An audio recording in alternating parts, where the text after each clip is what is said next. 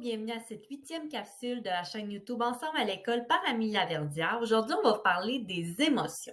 Dans cette capsule, je vais traiter des particularités observées chez les personnes TSA au niveau des émotions. Je vais vous parler des préalables à l'autorégulation des émotions, c'est-à-dire à la gestion de façon individuelle des émotions. Et finalement, je vais vous parler des interventions privilégiées auprès de la clientèle TSA.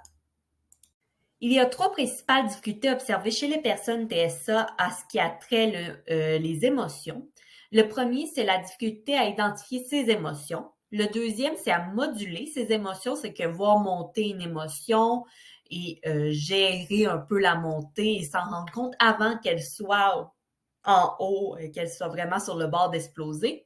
Et il y a finalement l'expression de ses émotions, c'est-à-dire le fait de nommer comment on se sent. Il y a certains préalables à l'autorégulation des émotions, c'est que le fait de s'autogérer, de gérer ses émotions de façon individuelle. La première, c'est qu'il faut que la personne soit capable d'identifier son émotion. Si elle n'est pas capable de savoir c'est quoi l'émotion qu'elle ressent, elle ne pourra pas la gérer de façon adéquate. Après ça, il faut que la personne soit en mesure de faire de la modulation, c'est qu'elle doit voir monter son émotion et être capable d'agir pour éviter une escalade. Et finalement, elle doit être capable de l'exprimer, c'est-à-dire qu'elle doit être capable de dire avec des mots de façon adéquate c'est quelle émotion qu'elle ressent.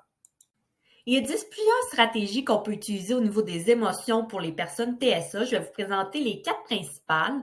La première, ça serait les activités sur les émotions. Il est conseillé de les faire, par exemple, en individuel pour éviter que la personne TSA ait une vision rigide des émotions et qu'on puisse vraiment s'adapter à elle, son vécu, qu'est-ce qui lui fait vivre l'émotion, comment elle se sent quand elle est triste ou en colère.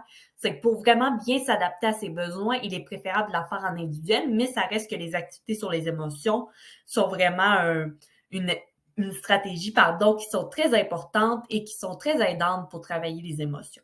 Aussi, c'est d'encourager l'élève à nommer son émotion, de ne pas avoir peur de lui demander comment il se sent. Ça peut vraiment aider à faire une saine expression des émotions.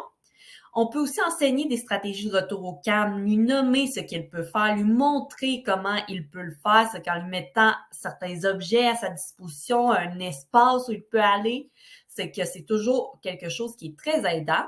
Et finalement, c'est en étant tout simplement un modèle pour l'enfant. C'est qu'en gérant nous-mêmes nos émotions de façon appropriée, en les nommant de façon appropriée, on va être un modèle pour lui. Il y a plus de chances pour l'enfant TSA, tout comme pour les neurotypiques, que la gestion des émotions s'améliore sur du long terme.